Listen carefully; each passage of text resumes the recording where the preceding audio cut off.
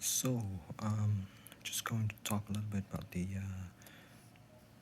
very quite not very well known camera. It is the Braun Colorette IIBL.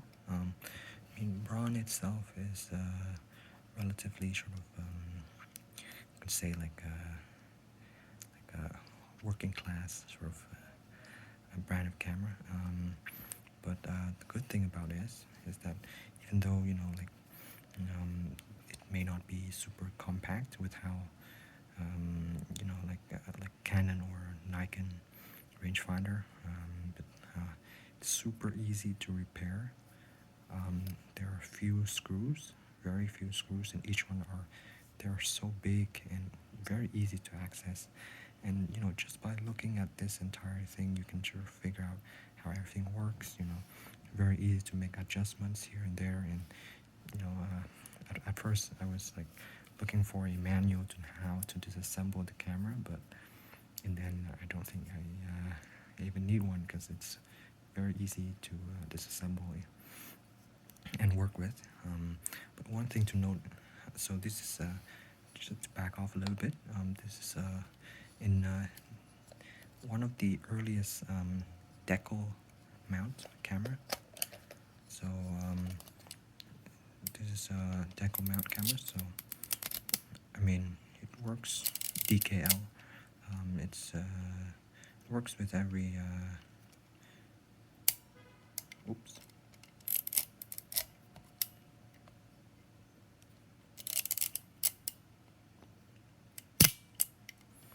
It works with every DKL mount. You have plenty of them. They're very cheap, very nice. You have Voigtlander from Kodak, Retina, Schneider. This one I'm using a Schneider Korsnatch from. I borrowed it from the Retina Kodak Retina body. Because this is one of the earliest ones. The aperture setting, there's no aperture setting built onto the mount itself.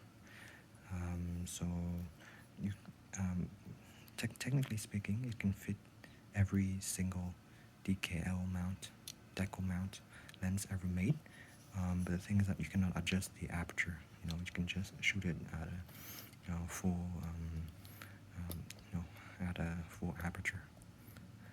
But the caveat is that you can actually if you're like patient enough, you can sort of 3D print or sort of make some kind of like aperture adjustment and then sort of build it into the mount here, around here, because there's still a little bit of gap between the shutter speed adjustment and the camera and the lens itself. So sort of make some kind of I don't know, device or some kind of adjustment ring that controls the aperture.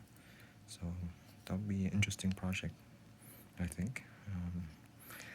I don't have a 3D printer, so that's out of my reach. But basically, it's a very nice camera. I bought it solely for the purpose because it's pretty rare. It's not a collector's item, but very rare camera. And so the rangefinder, the only thing I very sort of not upset, but I don't quite like it is that because to make the rangefinder sort of a little bit too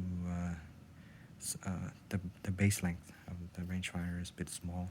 So as you can see here, there's a big space here. This is for the meter, the selenium cell meter, which you can just get rid of that and just extend the rangefinder over here, and then it's just so much more useful, But anyway, most DKL mount doesn't have that kind of amazing sort of aperture, so it doesn't really matter. But I still prefer a better rangefinder than having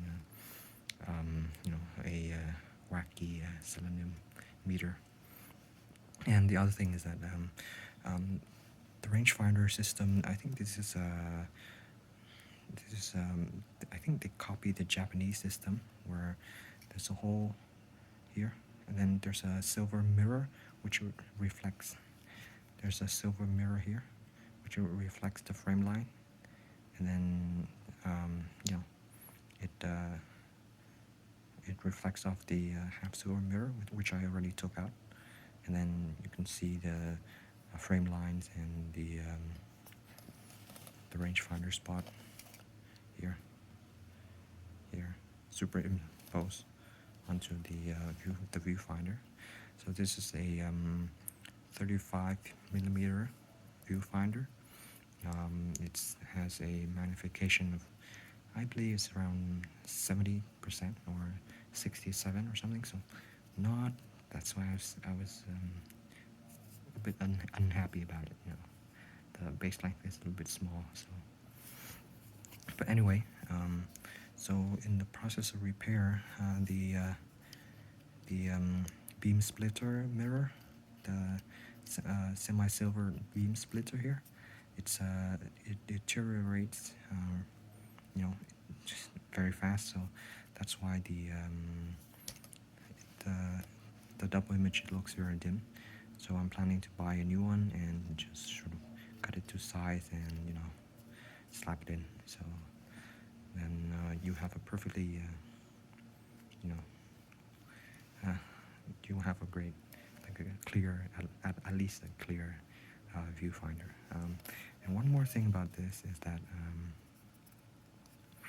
the mirror, although it has frame lines, you can see around here, it definitely have frame lines. So see the frame line for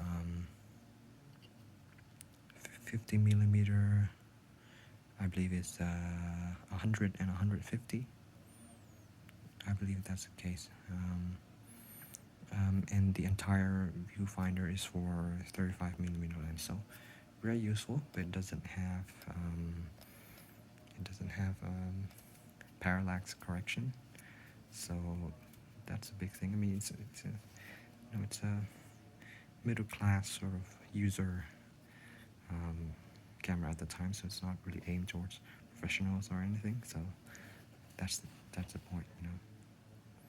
I mean, the DKL mount itself is not really geared towards professionals at any point. I mean, except maybe for the Kodak Retina and the Besamatic, Besamatic series, which are really difficult to service. I mean, this is a breeze, you know. Take off 2 screws, the entire assembly came off, and there's like a metal bottom plate in the middle. You take it out and you have access to the shutter from top, and underneath there's like a huge big space here with there's absolutely nothing here, which is, I mean, not very useful.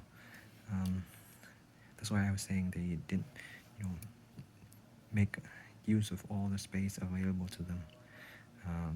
But because, as I said, it's a sort of like a mid-range kind of user rangefinder. So I guess it's more also experimental to some degree, you know. So okay, that's the time for me. I will get back when I finish. I'm buying the beam splitter mirror on from a Chinese from China. They're selling it very cheap. So so that's all for me today about this quite interesting piece of camera. One of the very few interchangeable leaf shutter camera. Only probably 2 or 3 systems available. I think one is the prominent Fortlander prominent, and this the DKL is another one. But that's all my time. Cheers.